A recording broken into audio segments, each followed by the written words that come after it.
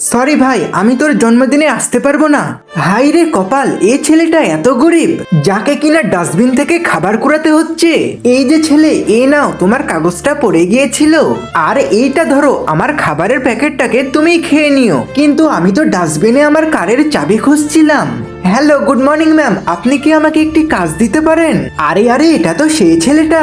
আরে ছেলেটা গরিব হতে পারে, তবে দেখতে কিন্তু হ্যান্ডসাম। আচ্ছা, তোমার কি বিয়ে হয়ে গেছে? আরে ম্যাম, একবারেই না, আমি তো সিঙ্গেল।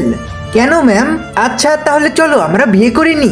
ফাইনালি, তাহলে আজ থেকে তুমি আমার হাজবেন্ড। ওকে, এই নাও, এখানে 10 কোটি টাকার স্বর্ণ আছে, আজ থেকে এগুলো সব তোমার। এরপরে আমরা যখন রেস্টুরেন্টে বসেছিলাম তখন সেখানে আমার এক বান্ধবী চলে আসে। আরে জিনি, শেষ পর্যন্ত তুই কিনা একজন ভিখারিকে বিয়ে করলি? আরে জিনি, এটাকে? আরে এটা তো আমার একজন ডাইনি বান্ধবী। আরে বস, আপনি এখানে কি? আরে জিনি, এখন বাসায় চলো। এর পরের দিন আমি যখন আরজে কোম্পানিতে যাই তখন আমি জানতে পারি এই গরিব ছেলেটাই হলো সেই কোম্পানির বস। নেক্সট পার্ট দেখতে চাইলে সাবস্ক্রাইব করে দাও।